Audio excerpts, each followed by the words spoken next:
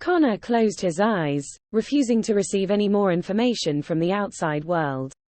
He even ignored the pain in his body. Someone was healing him. He happened to break free of the rope which tied his hands to the chair, but instead of escaping, he tried to gouge his own eyes out. The maid who came to feel Connor discovered his self-harm. She called for others to stop him, which startled Albert. Why do you all like harming yourselves so much?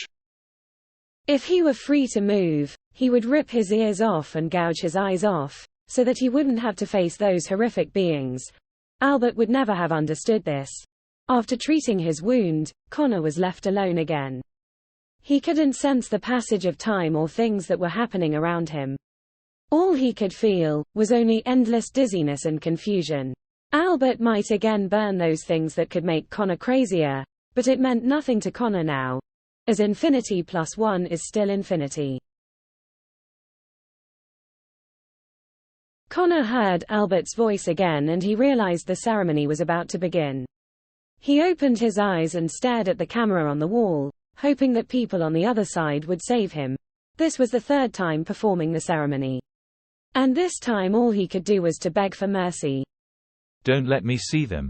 Don't let them show themselves in front of me.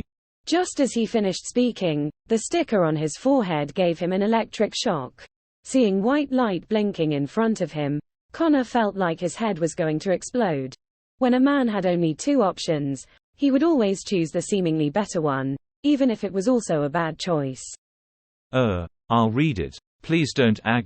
For Connor, being electrocuted was not much different from being scared to death. However, he chose to escape from electrocution, which was rather a quick way to die. Albert stopped giving electric shock. Connor gasped for breath and recited the incantation. He began to hear voices other than his own. The voices of human and the voices of the strange beings were overlapping each other, corrupting Connor's sanity completely. What will we become? What happened here? Can I trust him? Should I do this? This time Connor could hear those voices clearly. He felt something coming to him. He had this feeling before, and he knew that those beings which couldn't be explained had come. He couldn't help but think about that horrible and hideous shape. He began to cry and scream, hoping that the beings would let him go. Oh who, they are so eager, you have become my mouthpiece, so behave yourself and greet my followers with a decent smile. The being said. Connor realized that he could understand the strange language perfectly. At the same time, he felt his muscles tightened and pulled a smile. The one who escaped has returned. The stage is complete. As the strange being spoke a word, Connor automatically repeated it. You still lack the key to the light, so I will see you bleeding and struggling in agony. Deceit, sorrow and hatred are hidden among you. All of your feelings and desires will be the best entertainment. I will be here to enjoy your performance. The strange being laughed and hummed a song. Connor hummed the same song with him. Connor vaguely heard several people humming with them. It felt like they were humming around Connor. Strange. Connor sensed a being isolated from the others, standing far away from the humming beings. You should not have said that, said the being. He spoke in the language that Connor was familiar with, the human language. That being's voice was so soft that it was almost inaudible among the eerie yet harmonious song. It seemed to Connor that that being spoke with kind intention. Once Connor heard that voice, he would feel like the humming voice become weaker. Tell him, he did nothing wrong. You should deliver my voice. That can save you. I want to tell him this. I want to see you living your best life. I will always protect you. The next one, then. The strange being seemed to be trying to say something else. Before he could say that, everything became quiet. Darkness encased Connor. Still, darkness was encasing Connor. He couldn't think about anything. He couldn't even think. It should be put in this way. He could, but eventually he stopped thinking, understanding everything. As he knew, once he thought, chaos would again tear his fragile soul apart. Albert's voice became a signal that told Connor to react. Without thinking, he spoke the spell with obedience. As the spell came out of his mouth, chaos that was lurking in the dark showed themselves again. Connor heard humans' voices. With countless voices in his head, he not only didn't understand what they were saying, but also had a headache because of them. He closed his eyes and bowed his head, trying to get rid of those voices. Even if he closed his eyes, he could still see colorful light shining in front of him. But when he opened his eyes, he could see nothing but darkness. He was puzzled. What he saw wasn't the shape that things should have anymore, but a shape that was twisted and distorted. Even for the sound he heard was extremely strident. He felt like he was no longer in the space that he was in a moment ago. He was then in the disordered chaos. Standing in the middle of chaos, he could do nothing but to wait for his ending. The ending of being completely consumed by the chaos. At that time, Connor made his final struggle, which was, as usual, useless. In stupor, he stared at a point.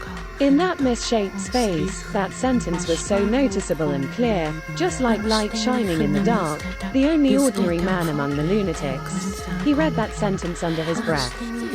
Will you sing for my grave? That sentence seemed to have special power. As long as Connor think of it, his mind became clear. Then he focused on it, but not the chaos nearby. Staring at it, Connor noticed that, under that sentence, a figure was standing in front of him. That was a vague figure, as if there was a piece of frosted glass between two of them. Even so, the figure was familiar to Connor. He thought that figure was different from the other beings, it had no bad intentions. Did he loathe me? How can I get rich? What will we become? The human voices disturbed Connor again, torturing him. Connor saw the figure approaching him. Tell him for me. Only you can tell him.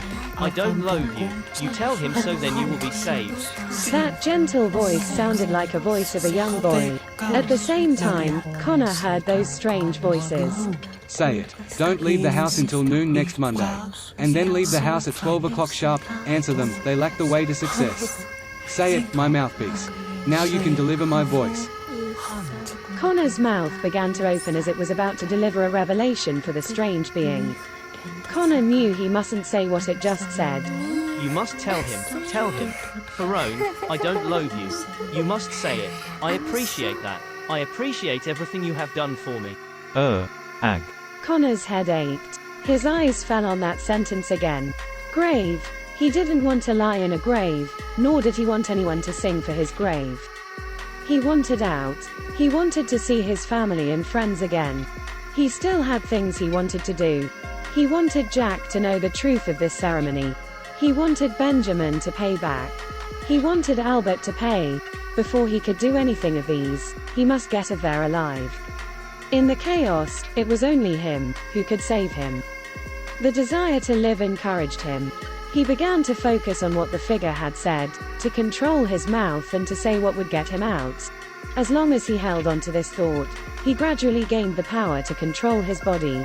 Out of a sudden, quietude came and covered everything. At the same time, everything changed. Connor saw a group of people. They were sitting in a hall. They had no body. The place, where body should be located, was replaced by fog that was changing its shape without stopping. The color of fog of everyone was different. The only thing common was that those were colors that Connor couldn't describe. They looked forward dully with their dark eyes, making Connor fearful. Among them, Connor saw a different individual whose eyes were green, just like emeralds. That was a comforting and charming color. Connor stared at that, and said slowly, Farone, I don't loathe you. After a while, at the moment when Connor thought time stopped, the chaos left like like a tempest, sweeping everything away. Darkness returned, and the walls filled with scratches followed. Everything was normal again. He did it. He reached his limit and disobeyed the strange being. Although it was just saying a sentence, which was supposed to be extremely easy, Connor was exhausted because of it. His eyelids became heavier, his consciousness faded away as well. He closed his eyes as he passed out. Before losing track of everything completely, he heard the sound of the door opening. Connor knew he had been floating in the darkness, like floating in the sea in the night. Somehow, he felt that water began to retreat. The dawn was coming. Connor opened his eyes and saw the white color. The smell of this place reminded Connor that he was in a hospital. It should be daytime then, as he could feel shiny sunlight. Looking around, he saw a young man in his early 20s standing at the end of his bed. He was looking out the window with his hands in his pockets. Who? You're awake? Can you recall who you are? The man walked to his bed and pressed the nurse call button. I'm Connor. I am Ferone Fairsang, the son of the man who made you become like this. Connor was still a little bit confused. At that moment, there was nothing in his head. Never mind. I'll tell you what's going on after the doctor's examination. The doctor arrived shortly. After confirming that Connor was fine, she arranged a full examination for him and left. His mind was becoming clear. According to the doctor, his wounds were treated. For the sake of safety, he was going to have a physical examination and psychological assessment. Now let me tell you briefly what happened. Albert Fairsang kept you in the mansion and forced you to perform the ceremony. He has now been arrested and will probably be charged with false imprisonment and grievous bodily harm. You are now in the hospital in Palos, the town next to Voziden. My friends and I got you out of there. They're not here now, but they've done a lot for you. I'll tell you more about them when they come back later. The police will go back to Voziden later to collect evidence. I will go with them and get your things back. So please write me a list, if possible. To a large extent, I am responsible for the whole thing, so I will be paying your medical expenses and be making other compensation.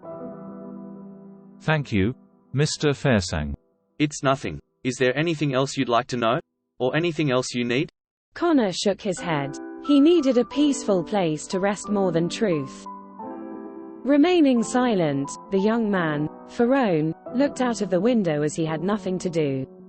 But from time to time, he looked at Connor. He looked like he wanted to say something, which made it difficult for Connor to relax. Excuse me, can I ask you a question? Sure. What did you experience during those ceremony? To be honest, I can't remember all the details. Everything was confusing. There have been times when I can't even tell what I was seeing and I'm hearing, what is real and what is not in the world. Ferone clearly saw the fear on the man's face. If you don't want to talk about it, forget it. Those are not good memories anyway. Yes. Even if I can't remember everything now, my soul remembers that fear, the unprecedented fear. I saw beings that shouldn't exist. I don't know how to describe them. Their shapes, their forms, their voices, even themselves, they don't obey the laws of the world. It is hard to describe what I saw and heard. I can only name my experience as chaos. I heard many voices, human voices, unknown voices, chaotic voices. Everything I saw has lost its original shape. Light is no longer light, and darkness is no longer darkness. Never mind. I don't even know what I'm talking about, let alone you. I don't understand what I've gone through. I just know that if I have to face those things again, I will end my own life. I'm sorry. Not only did I not answer your question, but also, I confused you. It's fine, I asked something stupid. Oh yes, there's one thing in particular that I remember. What is it? I remember seeing a figure who said a lot of things to me. That figure was familiar to me. I could understand his words, but I can hardly recall what he said. I think he said something like this: I want to see you living your best life. And I appreciate everything you have done for me. Seeing Ferone's facial expression, Connor worried if he said something inappropriate or not. Are you okay? I'm fine. So Ferone said, but he could no longer wear his sensible cold mask. At first, he covered his mouth and nose with his hands. But then he realized that tears were on his face, so he wiped them away with his hands and turned his head to one side. Sorry, He wanted to get out of the ward. However, sadly, Connor could see that he couldn't take another step. Ferone himself was aware of this fact too. He covered his face helplessly with his back against the window, slowly sitting on the floor. His movements were silent, as well as his sobs. The air in the ward was cool and quiet, but at the same time suffocatingly uncomfortable.